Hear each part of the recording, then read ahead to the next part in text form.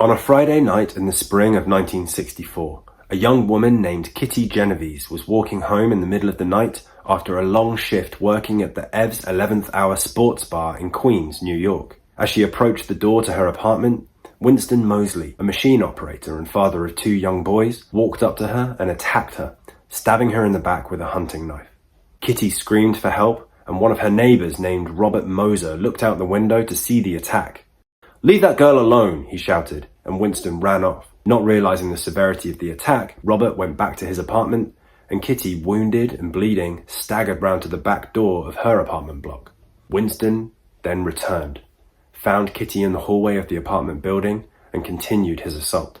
He stabbed her again several times, raped her, took her money, and ran off. Many neighbors heard what was happening, but did not intervene directly. Some called the police, some came to help her after Winston had left, but they were all too late. Kitty died of her injuries in the ambulance on the way to the hospital. This unfortunate case became a famous and important catalyst for reforms, including the introduction of the 911 telephone number to make it quick and easy to call the police from anywhere without needing to have memorized the number of the local police station. The case also caught the attention of 2 social psychologists from Princeton and Columbia University, named John Darley and Bibb Latané. They were interested in how such a horrible crime could have gone ahead when there were so many opportunities for people to step in and shut it down. In their research, they noticed that when there were several people witnessing a situation where help was needed, people are less likely to step in and provide that help. And what's more, the greater the number of people in the vicinity that could help, the less likely it was that help would actually be offered.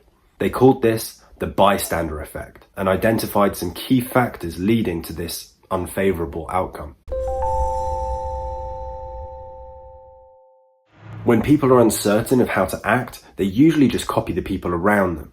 If no one around is helping, most will prefer to stay passive instead of acting differently to everyone else. When people are aware of being watched, they fear the judgment of others. If they try and fail to act in a situation correctly or sufficiently, they worry that they will gain a reputation of making mistakes and being inadequate. People rely on others as a source of information. Instead of making up their own mind about a situation based on what they can observe themselves, they tend to accept the conclusions of other witnesses. All of these common reactions can be collected under the umbrella term shame. I believe shame can be a good thing when it motivates us to do productive things that benefit ourselves and the society around us. Shame drives us to be honest, considerate, and polite. But shame can also be unproductive when our fear of being considered different, incapable, or misinformed is misapplied to situations where action is needed in spite of the opinions of others. Brené Brown is a famous academic researcher on the subject of shame. She makes a distinction between shame and guilt. Guilt is adaptive and helpful. It's holding something we've done or failed to do up against our values and feeling psychological discomfort. Shame is the intensely painful feeling or experience of believing that we are flawed and therefore unworthy of love and belonging. Something we've experienced, done, or failed to do makes us unworthy of connection. When we see others around us doing things that are contrary to our values, like remaining passive in a situation where someone needs help, it can be incredibly difficult to override the discomfort of shame and actually help because it makes us vulnerable. When we lose our connection to the society around us, we become exposed to all kinds of difficulty and suffering, sometimes physical injury, most often humiliation and defeat. But making ourselves vulnerable is often necessary. Instead of falling prey to the bystander effect, we must learn to embrace a certain amount of shame. In her viral TED Talk, Brené Brown describes the approach of those in her research who were able to approach vulnerable situations with courage. They didn't talk about vulnerability being comfortable, nor did they really talk about it being excruciating, as I had heard it earlier in the shame interviewing. They just talked about it being necessary. They talked about the willingness to do something where there are no guarantees. They thought this was fundamental. Practice gratitude and joy in those moments of terror, and instead of catastrophizing what might happen, say, I'm grateful, because to feel this vulnerable means I'm alive. By counting their trials as moments of gratitude and joy instead of moments of unbearable, excruciating pain, people were able to be brave in the face of difficulty, torment, failure, and embarrassment. I believe that when you're serving a higher calling, bravery is an inescapable virtue required to keep you moving forward on the path. Godfrey de Bouillon is one of the 9 worthies. In medieval literature, the worthies were key legendary figures in the collective body of traditions, stories, and myths passed down through the ages. They embodied the pinnacle of chivalric ideals across different cultures and eras, and served as role models for knights and nobles in their pursuit of excellence. Godfrey de Bouillon's identifying symbol is the Jerusalem cross, which he used as a banner when he led the Crusaders in the 11th century to establish Christian rule over Jerusalem. Before he and his company of soldiers and pilgrims could battle for control of Jerusalem, they first had to travel by horse and foot from Western Europe to the Middle East. It was a long and dangerous journey, traveling through all kinds of terrain, encountering unexpected obstacles like food shortages, disease, bandits, and even wild animals. When at length they had spread out through the shady parts of the wood, Duke Godfrey saw that a bear of most frightful and enormous appearance had seized a helpless pilgrim. He hastened to snatch the distressed pilgrim from the butcher's teeth and claws, and racing through the middle of the thicket with a loud shout, he was exposed in the way of the cruel beast. But by an unlucky chance, as the beast was escaping the blow of the sword, it suddenly drove its curved claws into the Duke's tunic. The Duke fell from the horse. Seizing his sword, which had got entangled in his own legs at the sudden fall from the horse and the struggle with the frenzied beast, he held it by the hilt and aimed swiftly at the beast's throat, but mutilated the calves and sinews of his own leg with a serious cut. A man called Husachin attacked the terrifying wild beast with a drawn sword, and together with the Duke, he pierced his liver and ribs with his blade. Godfrey saw that the pilgrim was being attacked by the bear, but did not hesitate or stand by to watch. He charged in first with a loud shout to intervene and help the victim. But he was not the triumphant hero of this story. He was knocked off his horse, cut through his own leg with his own sword. Some random guy had to come in and help him finally defeat the bear. We don't even know if the pilgrim survived. But what we do know is that Godfrey was brave because he voluntarily put himself in a very vulnerable position, not only in the way of physical harm, but also the humiliation and embarrassment of failure. No doubt he was scared of the bear, but he was also willing to make himself look very stupid in front of a lot of people that were counting on him. Because of this, Godfrey embodies this essence of bravery and shows himself in all these kinds of stories. Roman Emperor Marcus Aurelius is famous today for his diary, where he wrote reminders and reflections to himself. These writings have been preserved and collected and studied under the title Meditations, as core text for the ancient Greek philosophical framework known as Stoicism. Stoics believed that the nature of human beings was to be brave and courageous in the service of logical goals, in the same way it's natural for birds to fly or fish to swim. If anything gets in the way of doing this, be it judgment of others, bad weather, or even bears, the Stoics saw this as something to face bravely and to simply adapt to, making the thing that appears to be an obstacle into the exact thing that you must directly head towards. Here's how Marcus Aurelius puts it in the 5th book of Meditations. But so far as men make themselves obstacles to my proper acts, man becomes to me one of the things which are indifferent, no less than the sun or wind or wild beast.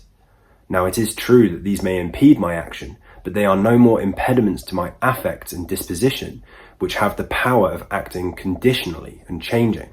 For the mind converts and changes every hindrance to its activity to an aid, and so that which is a hindrance is made a furtherance to an act, and that which is an obstacle on the road helps us on this road. In the 1200s, building upon the philosophy of the ancient Greeks, the famous Catholic priest Thomas Aquinas wrote a huge encyclopedia of Christian theology called the Summa Theologica, the summation of theology. In it, he listed arguments for and against all kinds of theological proposals, including definitions and analysis of the virtues. He lists fortitude as an important virtue and describes it like this. Fortitude is chiefly about the fear of difficult things, which can withdraw the will from following the reason. And it behooves one not only firmly to bear the assault of these difficulties by restraining fear, but also moderately to withstand them when, to wit, it is necessary to dispel them altogether in order to free oneself therefrom in the future. When the things you are afraid of can be reduced in the future by withstanding some fear in the present, it is important to do the things that make us scared, even though they are difficult and painful. A popular proponent of Stoic ideals in the modern day is retired US Navy SEAL Jocko Willink. Under his command, Task Unit Bruiser became the most highly decorated special operations unit of the Iraq War. He deals with setbacks and failures with one word: good. Mission got cancelled? Good. We can focus on another one. Didn't get the new high-speed gear we wanted? Good. We can keep it simple. Didn't get promoted? Good. More time to get better. Didn't get funded? Good. We own more of the company. Didn't get the job you wanted? Good. You can get more experience and build a better resume. Got injured? Sprained my ankle? Good. Needed a break from training. Got tapped out? Good. It's better to tap in training than to tap out on the street. Got beat? You learned. Unexpected problems? Good. We have the opportunity to figure out a solution. That's it. When things are going bad, don't get all bummed out, don't get startled, don't get frustrated. No, you just look at the issue and you say, good. And lastly, if you can say the word good, guess what? It means you're still alive. And it means you're still breathing. And if you're still breathing, well, now you've got some fight left in you. So get up, dust off, reload, recalibrate, re-engage, and go out on the attack. And that right there is about as good as it gets. Stoicism provides a framework for overcoming fear and shame in order to work towards things that we know are best for us, facing difficulty in the present to bring about a better future. It is the forerunner to my model for applying bravery, which I simply call Godfrey. There are 4 types of suffering: unavoidable productive suffering, avoidable unproductive suffering, avoidable productive suffering, and unavoidable unproductive suffering. The 4 types of suffering have to be dealt with in 4 different ways. For unavoidable productive suffering, sometimes there are things you just have to work through. You're stuck in traffic on your way to work. It's raining when you're out in town. Your washing machine breaks down. Withstand the difficulty and remember what you will achieve at the other end of the suffering. Eventually you will pull up into the car park at work. You will arrive home and dry off after walking through the rain. You can clean your clothes in your neighbor's place while you get your own washing machine fixed. For avoidable, unproductive suffering, sometimes there are things you can confidently walk away from. A stranger is rude to you as you walk down the street. A TV show you're watching is annoying. The pen you're using keeps running out of ink as you write. It is a simple decision to just stop engaging with these things. Don't talk to people who are rude to you for no reason, especially if they're total strangers. Turn off the TV or watch something else if you don't like the show that's on. Throw away the broken pen and get yourself a new one. For avoidable productive suffering, sometimes we have the option of turning away from difficulty, even though we know good things will happen if we were to endure it. Most people choose the easy route and avoid these types of suffering. A hard workout, serious study and research, saying no to someone you respect. Before letting yourself be overcome with fear, charge into these difficulties and count them as blessings which you can be grateful for. And for unavoidable, unproductive suffering, sometimes bad things happen to us that don't seem to have any productive outcome. When these things happen, we can view them only as opportunities to teach ourselves to withstand difficulty in a way that can be applied to productive difficulties in the future. If you can find a way to learn from your suffering, you can turn an unproductive obstacle into something productive. There is a wide set of things that cause discomfort and suffering in the moment that can be adapted to and overcome to create lasting positive outcomes. Pain, disapproval, fatigue, hunger, deprivation, failure, shame, the list goes on. Not only can you withstand these things, you can actually train yourself to actively enjoy them and consider them good. This is what happens when we are being brave. Godfrey de Bouillon is our spiritual example for someone who embodies and identifies as a brave person. A world with more Godfreys, where bravery is considered a virtue, is a world that knows how to stop being a bystander and do what is right, even if it means looking like a failure in front of everyone, or even experiencing real injury and hurt. When we do this, taking on a small amount of suffering in the present to prevent a great amount of suffering in the future, We teach ourselves to be adaptable and grateful for the things that stand in our way, because they make us more brave. Godfrey de Bouillon is a key character in my world-building project called Etherealis. Etherealis is a beautiful land of peace and abundance, organized into a confederation of 18 city-states, each overseen by their patrons, 9 inspiring women appearing as the muses of ancient Greek myth, and 9 heroic men appearing as the worthies of medieval chivalry. The patrons rule with justice and wisdom as a council, meeting in a grand complex of civic buildings known as the capital. This huge collection of castles, cathedrals, palaces, and gardens sits at the center of Etherealis and is home to an elite class of specially trained stewards, universally revered for their exceptional intellect, physical prowess, and emotional resilience. These volunteers dedicate themselves to serving their communities on behalf of the patrons, living purposefully according to their ancient motto, Vitalitas, Prosperitas, Agentia. Their hard work grants them access to a vast library of profound manuscripts and magical artifacts concealed deep in the labyrinthine structures of the capital. This library continuously grows as the stewards engage deeply in mysterious studies and experiments. Who knows what treasures could be hidden within those cloistered halls? In future posts, I'll be talking more about the muses and the worthies and how they embody key virtues that we can take into the future. What kinds of suffering could you willingly choose to take on and turn into something good?